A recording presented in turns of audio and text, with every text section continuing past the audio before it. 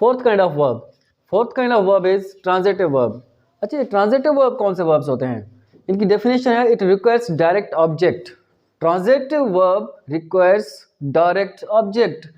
ऐसा वर्ब, ऐसा एक्शन, ऐसा काम जिसके लिए हमें किसी ऑब्जेक्ट की ज़रूरत हो, डायरेक्ट ऑब्जेक्ट की ज़रूरत हो, या डायरेक्ट ऑब्जेक्ट उसे रिक्वायर हो उस काम को या उस जुमले को कंप्लीट होने के लिए जो उसमें हम वर्ड यूज़ कर रहे हैं एज ए वर्ब। अगर उसे कोई डायरेक्ट ऑब्जेक्ट रिक्वायर है तो वो क्या, कौन सा वर्ब कहलाएगा?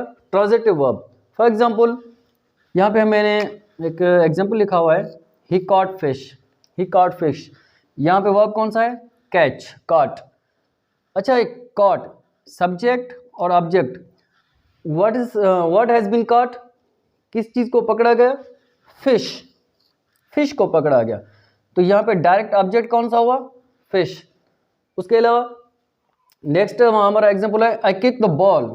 आई kick the ball, the action is kick, the object, the direct object is ball, it means the kick, a kick, the action kick, the verb kick is what? Transitive verb. उसके अलावा she cooked meal, meal direct object, cooked action verb, it means ये जो action हो, cook वाला action, इसका direct जो असर हुआ वो किस चीज पे हुआ? मील पे। क्या बनाई जा रही थी?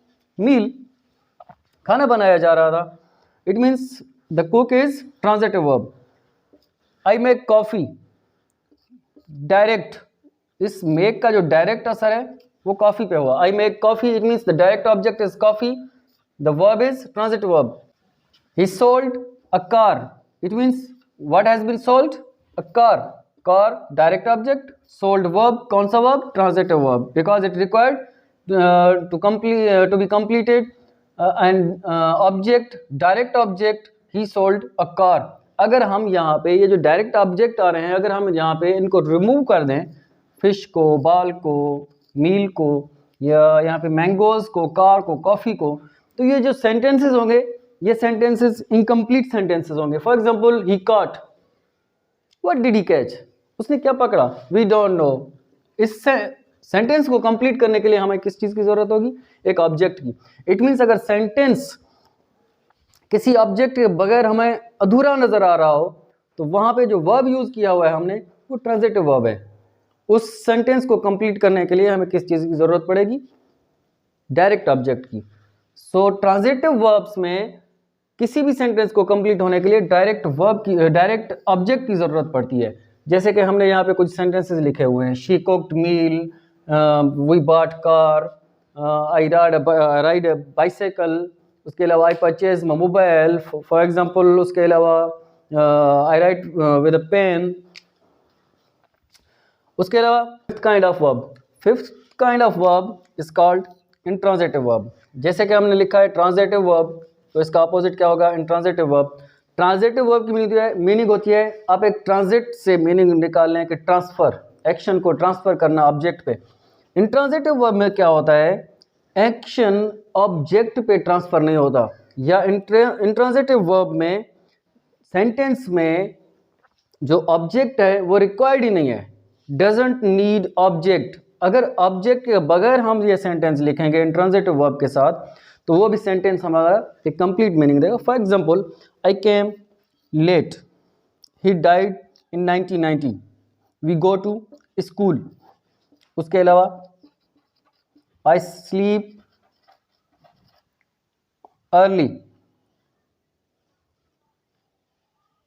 आई स्लीप अर्ली, यहाँ पे भी कोई ऑब्जेक्ट वगैरह मौजूद नहीं है। द हॉर्स रन्स फास्ट, यहाँ पे भी कोई भी ऑब्जेक्ट वगैरह मौजूद नहीं है, फिर भी ये जो सेंटेंस है हमें कंप्लीट मीनिंग बता रहा है। उसके अलावा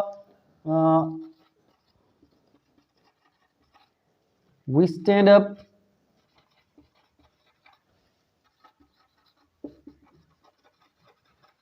व्हेन आवर टीचर कम्स। अच्छा, we stand up when our teacher comes, इसमें भी हम देख सकते हैं कि कोई भी ऑब्जेक्ट वगैरह मौजूद नहीं है।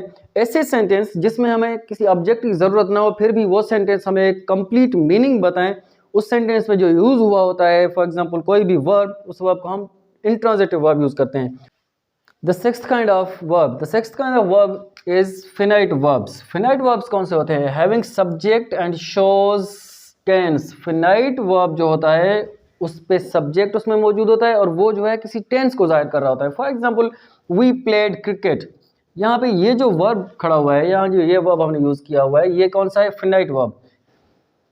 Approximately about every sentence needs finite verbs. Finite verbs के सिवा उसके अलावा कोई भी सेंटेंस कंप्लीट नहीं होता। जो भी सेंटेंसेस होते हैं उनमें जो वर्ब यूज किए हुए होते हैं हमने, वो फिनाइट वर्ब्स ही कहलाते हैं, मगर उनका ताल्लुक सब्जेक्ट से हो और वो किसी टेंस को जाहिर कर रहे हो।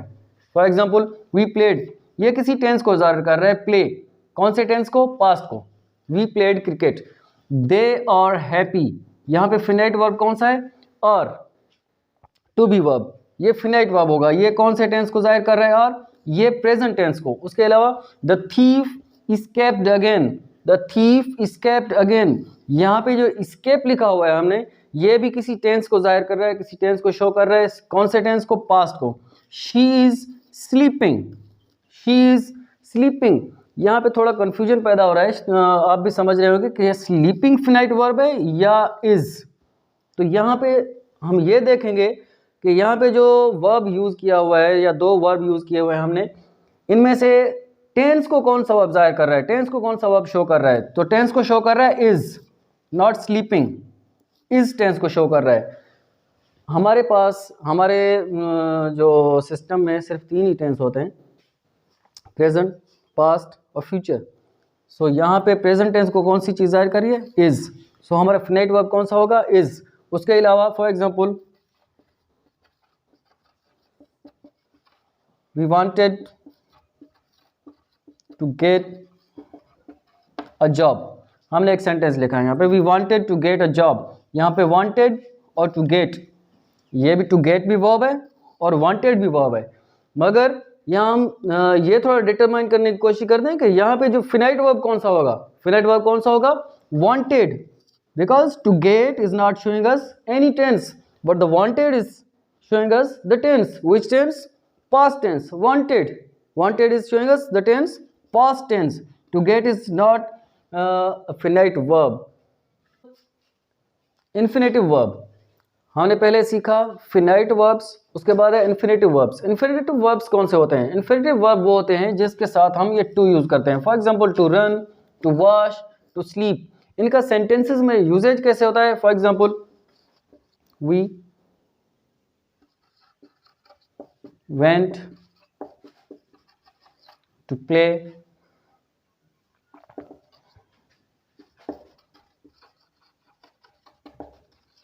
in the evening।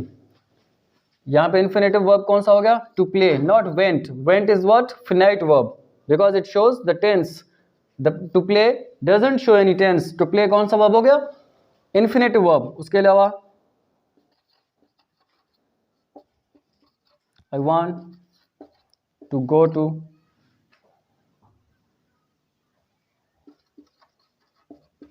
स्कूल। यहां पे इन्फिनेटिव वर्ब कौन सा हो गया? To go. और वांट कौन सा हो गया? Finite verb. उसके अलावा she wants to eat rice. She wants to eat rice. Wants कौन सा वर्ब? फिनाइट। टू ईट कौन सा वर्ब? इन्फिनेटिव। इन्फिनेटिव वर्ब जिसमें भी हमने टू यूज किया हुआ होगा वो कौन सा वर्ब होगा? Infinitive verb. To play, to go, to eat. ऐसे और भी बहुत सारे जो है सेंटेंस आप टू के साथ लिख सकते हैं। टू के साथ एग्जांपल्स खुद अपने भी आप बना सकते हैं। For example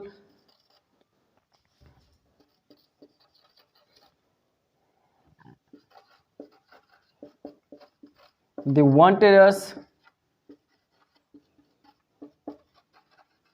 to help them। they wanted us to help them। For example यहाँ पे wanted क्या है? यहाँ पे wanted फिनाइट वर्ब है। और टू हेल्प क्या होगा? To help infinitive verb. जो भी टू के साथ वर्ब इस्तेमाल हुआ होगा, यूज किया हुआ होगा किसी भी सेंटेंस में, तो वो कौन सा होगा? इन्फिनेटिव वर्ब में। उसको हम इन्फिनेटिव वर्ब कहेंगे।